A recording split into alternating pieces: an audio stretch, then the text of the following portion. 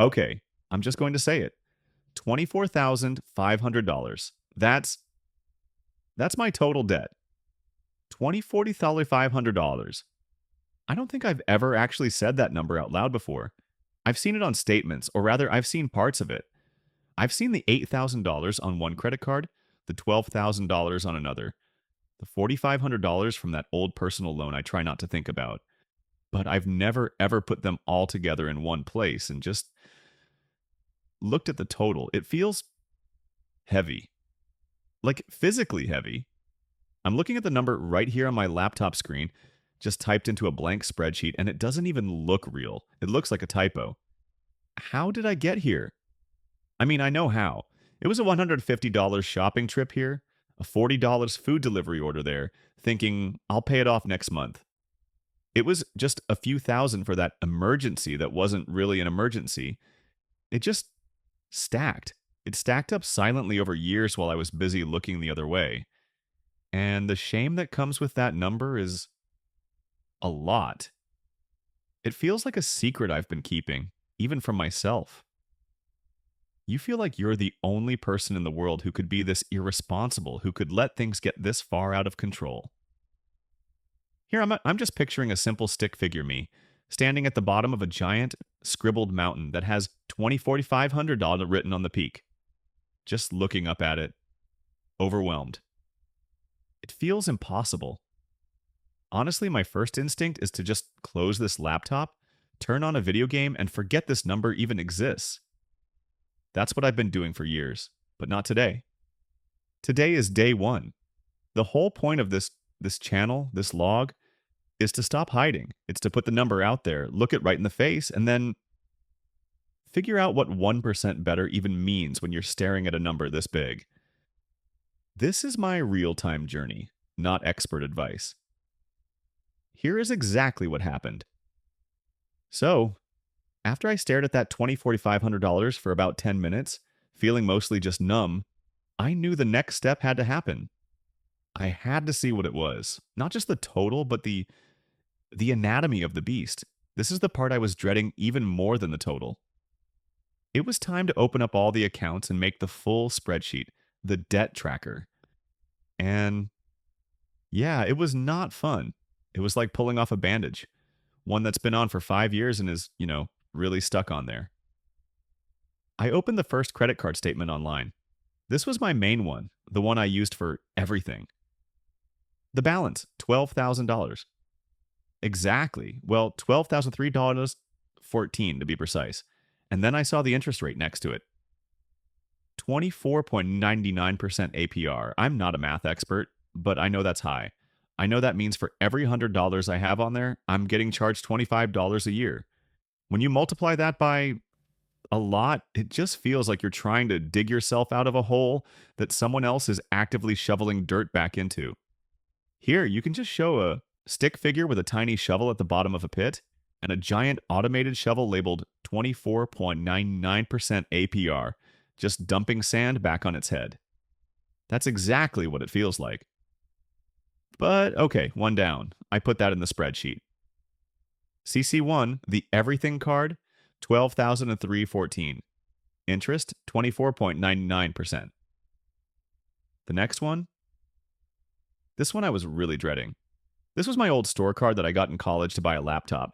And then it just sort of became the emergencies and also things I just wanted card. I had to click forgot password twice. Finally, I got in. The balance, $8,000. Well, $8,050. Interest, 21.99%. Not as bad, but still awful. That's $20,000 in just two cards. Two pieces of plastic. I plugged it into the spreadsheet. The cell at the top, the total cell, was now flashing $50.64. I still wasn't even at the full number. The last one was the personal loan. This was the one that really represented a mistake to me. It was from a few years ago to consolidate, you guessed it, other credit card debt that I'd run up. I thought I was being so responsible getting one simple monthly payment. But I never stopped using the cards, so the cards filled back up, and I still had the loan. I logged into that portal. The original loan was for $7,000. The current balance, 4,084.36. The interest rate is 16%. I guess that's good compared to the others, but it's all just bad. I typed it in. The grand total in my spreadsheet in big, bold, horrible font, 20,4,500 Siduwaran. I'm just imagining the animation here is that simple, ugly bar chart. Three big red bars. The first one is the tallest, 12K. The next one is 8K. The last is 4.5K. And above them, the interest rates 24.99%, 21.99%, 16% are just blinking. Red over and over. Seeing it all itemized, it's so much worse than the single number. Because now it's not just a mountain, it's a mountain with names. It's a list of all the bad decisions, all the I'll deal with it laters, all the interest charges I've been paying for years without making a real dent. The APRs are the real enemy. I'm realizing I haven't just been trying to pay off 20,4,500. I've been fighting a three-front war against 25%, 22%, and 16% interest, and I've been losing. Badly. This is the part, I think, where most people close the spreadsheet. It's just too much. It's overwhelming. It feels absolutely, completely hopeless. And I'm not going to lie, I sat there for a long time just staring, feeling crushed. That's the only word for it. It feels like you can't breathe. But the spreadsheet is done. It's ugly. It's terrifying, but it's done. And for the first time, I actually know what I'm up against. The enemy has a name. It has 3 names, actually, so here I am. Day 1. I've got this horrible glowing spreadsheet and an equally horrible feeling in my stomach. The mountain is $20,4,500 high, and the temptation, the hustle culture temptation, is to make a crazy 10-step plan to pay it all off in 6 months. To sell my car, get 3 side jobs, and live on rice and beans. But I know myself. That's not a system. That's a panic attack. And I've tried that before. It lasts about 3 days, I get completely burned out, and then I order a $50 pizza to cope with the stress of my own impossible plan. The point of this journey, the 1% journey, is to do the opposite. It's to accept that the $20,4,500 number is not the problem for today. I can't fix that today. The mountain is too big. Here, you can just see the stick figure me standing at the base of that giant $24,500 mountain. And instead of trying to climb it, they just turn their back to it. They look at a single tiny rock on the path, labeled $1. Today, my only job is to be 1% better than yesterday. And yesterday? Yesterday, I was ignoring all of this. I was at 0%. So, what's 1%? It's not a $1,000 payment. It's not even a $100 payment. I opened my banking app. I looked at that $4,184 loan, the smallest one. I went to make a payment, and I transferred $1. That's it. Pawn one over. Honestly, it felt stupid. It felt ridiculous. $1 against $20,4,500. It's a joke. It's a drop of water in the ocean.